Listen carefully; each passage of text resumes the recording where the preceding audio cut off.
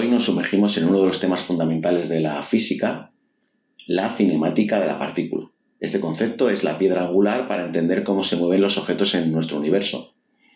Puede parecer un tema introductorio, pero su comprensión es esencial para resolver problemas más complejos en dinámica de sistemas, diseño mecánico, análisis estructural, robótica y en áreas como por ejemplo la biomecánica y por supuesto la aeronáutica. Además, cuando diseñamos un puente o una máquina, pues necesitamos entender cómo se moverán las partes bajo ciertas circunstancias. En el ámbito aeroespacial, la trayectoria de los cohetes, de los satélites, pues todo esto se calcula utilizando principios cinemáticos. En la vida cotidiana, también conceptos como la velocidad, la aceleración, pues están presentes en cosas tan simples como conducir un coche o practicar un deporte. Más allá de su utilidad práctica, la cinemática nos va a enseñar a pensar en términos también matemáticos y físicos sobre el movimiento que observamos a nuestro alrededor. Mi recomendación es que no solo memoricéis las fórmulas que vais a ver aquí, sino que dediquéis tiempo a entender los conceptos y a practicar con problemas reales. De esta forma, pues veréis cómo la teoría cobra vida y veréis y entenderéis las aplicaciones prácticas. Bueno, comenzamos con el recorrido por la cinemática de la partícula. En este resumen del tema de cinemática comenzaremos definiendo los vectores posición, velocidad y aceleración, inicialmente en coordenadas cartesianas y después veremos cómo son sus expresiones en coordenadas polares y cilíndricas. Las aplicaciones que veremos serán el movimiento circular, el movimiento rectilíneo y el movimiento parabólico. La cinemática es la rama de la mecánica que se ocupa de describir el movimiento de los objetos sin analizar las causas que lo originan. La posición de una partícula en el espacio en función del tiempo, t, se describe por medio de la función vectorial que une el origen del sistema de referencia con la posición de la partícula. El vector de posición se puede describir en función de sus coordenadas cartesianas como x, dependiente del tiempo, x de t, y más y dependiente del tiempo, y de tj más ztk. Otro parámetro que determina la posición de la partícula sobre la trayectoria es el camino recorrido S o longitud de arco.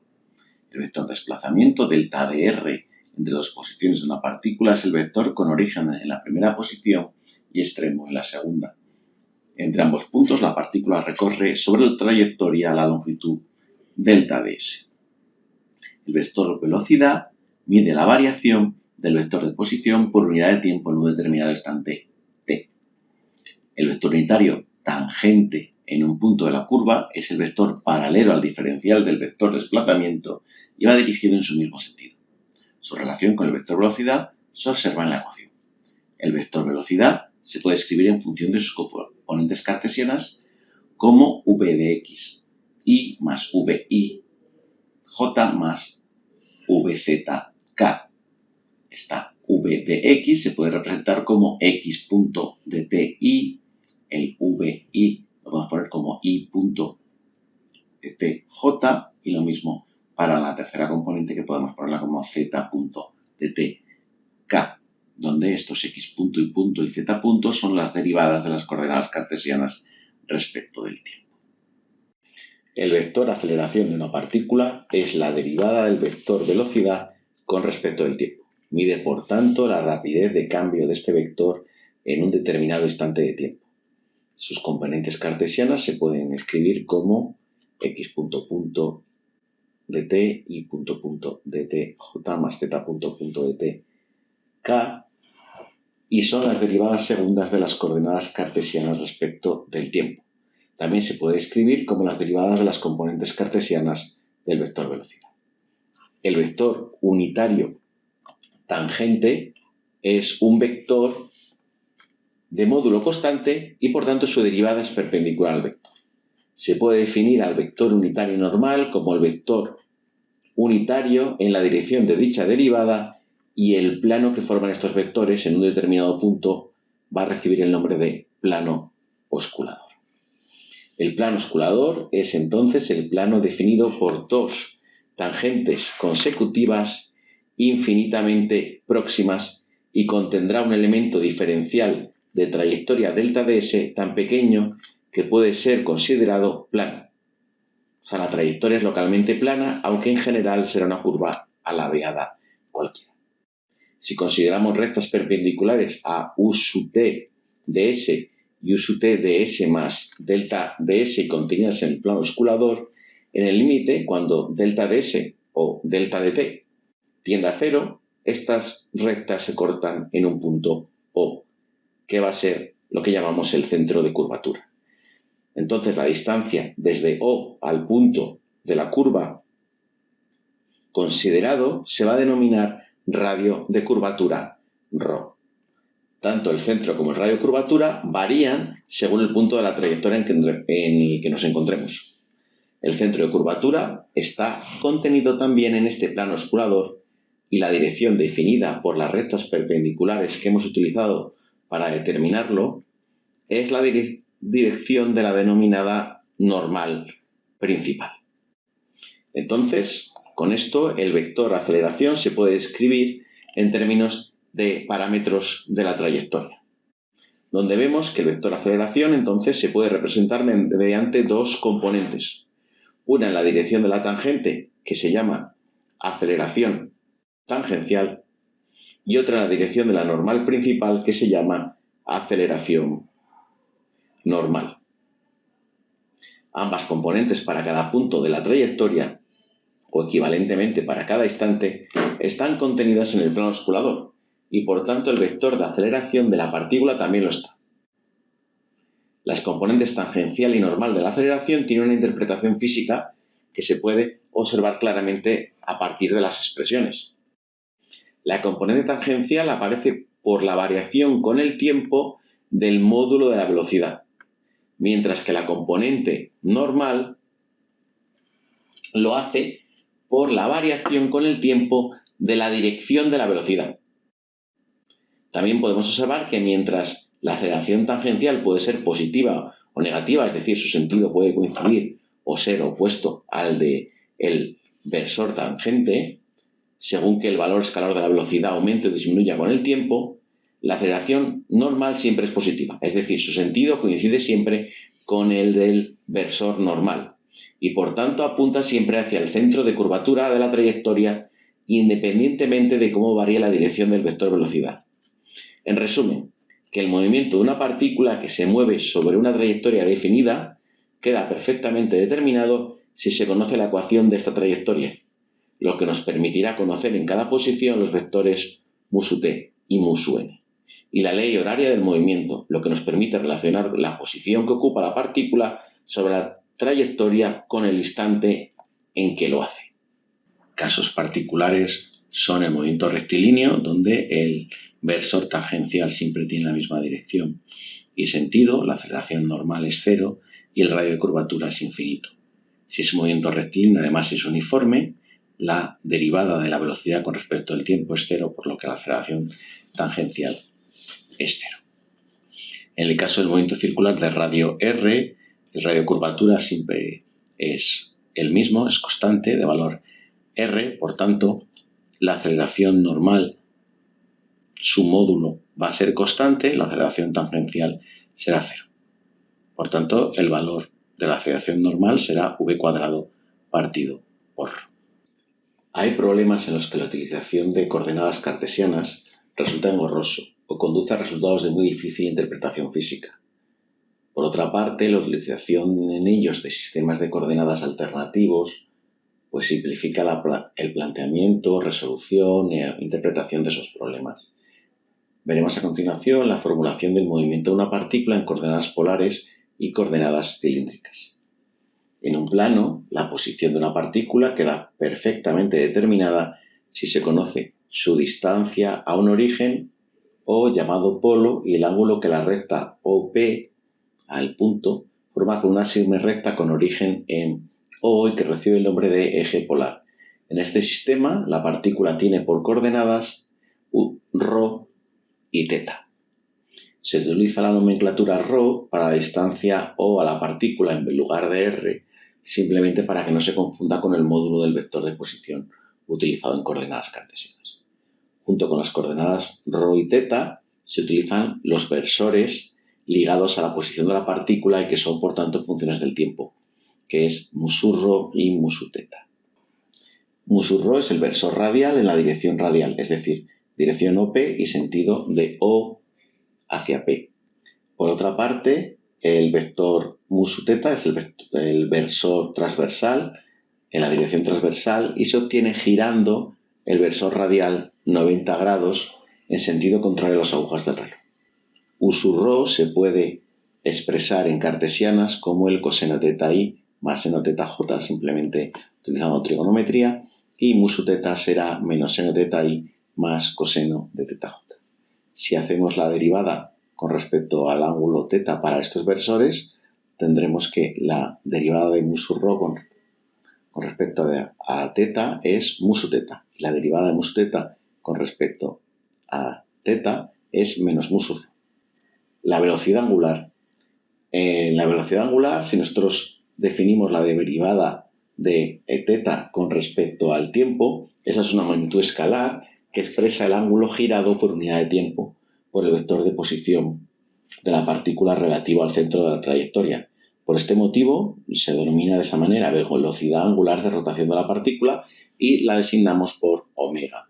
Pero es conveniente dotar a la velocidad angular de un carácter vectorial.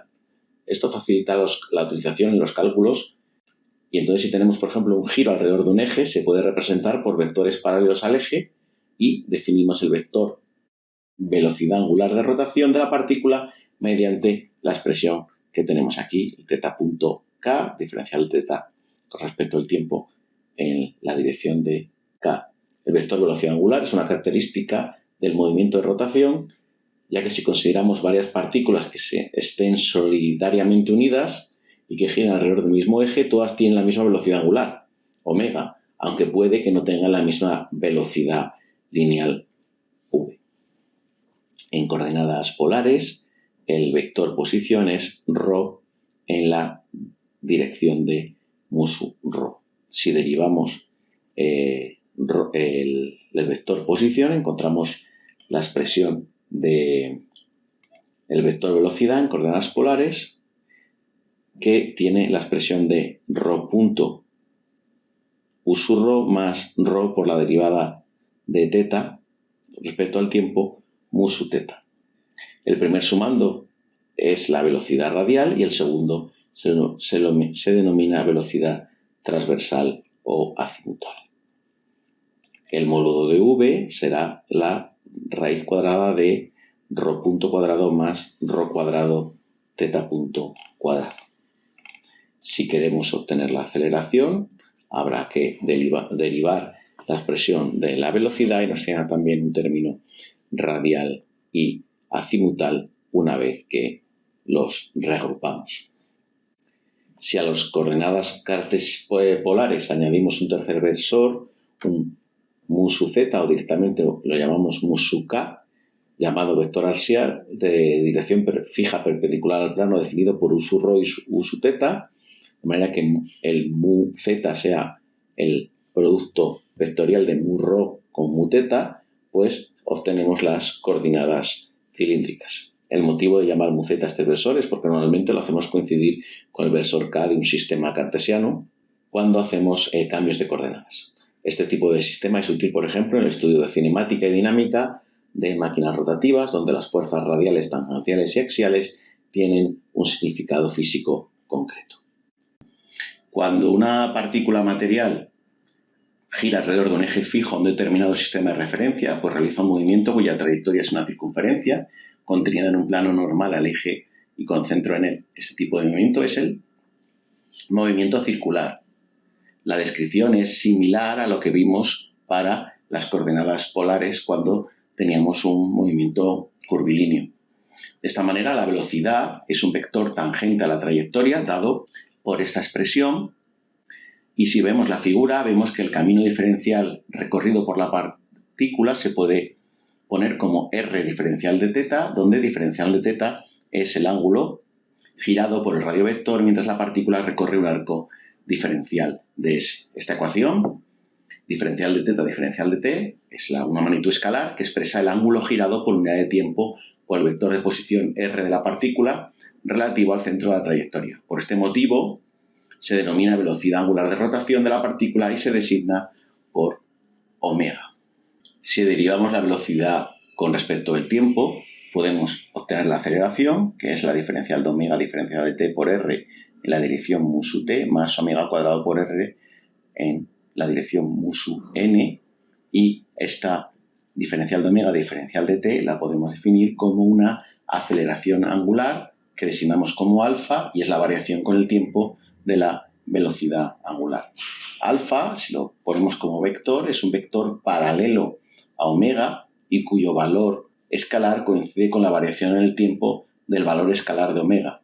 Teniendo esto en cuenta, y si estuvimos en la aceleración instantánea, pues podemos llegar a todas estas expresiones, y en el caso de la aceleración vemos que tenemos dos sumandos, donde el primer sumando es paralelo a mu sub t y el segundo sumando es perpendicular al plano definido por mu sub t y omega y tiene la dirección de lo que hemos designado normal principal. Cada uno de ellos se corresponde, por tanto, con una de las componentes intrínsecas de la aceleración. El primero es la aceleración tangencial y el segundo es la aceleración normal. Vamos a ver ahora dos casos especiales, como es el movimiento circular uniforme y el movimiento circular uniformemente acelerado. Para el primero, vemos que la velocidad angular omega, además de ser constante en dirección, también es constante en módulo. La aceleración angular será nula, alfa igual a 0, y si integramos a partir de unas condiciones iniciales con t igual a t sub 0 y θ igual a θ sub 0, pues podemos determinar la expresión del ángulo girado en función del tiempo. En el caso del movimiento circular uniformemente acelerado, tenemos que la aceleración angular, además de ser constante en dirección, también es constante en módulo, y si integramos a partir de unas condiciones iniciales como las que se decían anteriormente, deteníamos la expresión de velocidad angular en función del tiempo. Otro caso particular será el movimiento rectilíneo, y diremos que el movimiento de una partícula material en un sistema de referencia es rectilíneo cuando su trayectoria en ese sistema es una recta.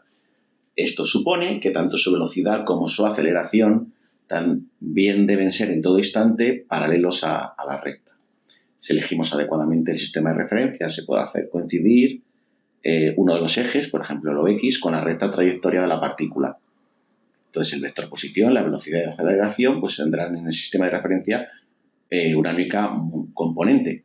Entonces, pues podemos trabajar solo con valores escalares y obviar el carácter vectorial. Conocidas las condiciones iniciales y alguno de los vectores citados, pues se puede determinar los restantes por integración o derivación. Tenemos el caso también del movimiento rectilíneo con aceleración constante, donde suponemos una partícula material que sigue una trayectoria rectilínea con aceleración constante a. De nuevo, si elegimos el eje OX y integramos, podemos llegar a la expresión tanto de la velocidad como de la posición. Vamos a ver ahora el movimiento parabólico, que será el movimiento que tendrá un objeto lanzado en las proximidades de la superficie terrestre y sometido únicamente a la acción de la gravedad. Se puede demostrar que la trayectoria que sigue una partícula material en estas circunstancias se puede estudiar como la combinación de dos movimientos independientes que ocurren simultáneamente. Si elegimos un sistema de referencia de forma que un eje sea vertical y otro horizontal, las expresiones de las componentes de los vectores posición, velocidad y aceleración confirmarán este supuesto. El problema entonces que nos planteamos es estudiar el movimiento que realiza un objeto lanzado desde un punto determinado a una altura i sub 0 con una velocidad inicial v sub 0. Para ello elegimos un sistema de referencia como el que se muestra, con el eje OX horizontal y el eje OY vertical. Suponemos que la resistencia que ofrece el aire al movimiento del objeto es despreciable y también que la influencia de la rotación de la Tierra es también despreciable. Las condiciones iniciales tenemos una velocidad v sub 0 y la partícula está en una posición x0 y 0. Las componentes de la velocidad es vx0, v sub 0 coseno de θ 0 y v sub 0, v sub 0 seno de θ 0. La aceleración en la dirección del eje y es constante, es igual a menos g, y la aceleración en la dirección del eje x es 0. Con estas condiciones Si integramos, veremos que la velocidad a lo largo del eje X es Vx0, es constante, y la velocidad V sub i es V sub i0 menos g por el tiempo. Si volvemos a integrar, podemos encontrar las expresiones de x e y en el tiempo para la partícula, siendo la de x, x sub 0 más v sub x0t, y para y sub 0 más v sub i0 por t menos un medio de g por el tiempo al cuadrado. Si tenemos el caso en el que x0 y es y0, pues aún se simplifican más nuestras ecuaciones. Este tipo de movimiento parabólico es el que siguen los proyectiles y tradicionalmente se determina una serie de parámetros característicos como son la altura máxima, el alcance y la trayectoria. Por simplicidad, vamos a ver el caso en el que en las condiciones iniciales x sub 0 es 0 y sub 0 es 0. Para la altura máxima, veremos que esto se obtiene cuando la componente vertical de su velocidad v sub i se anula.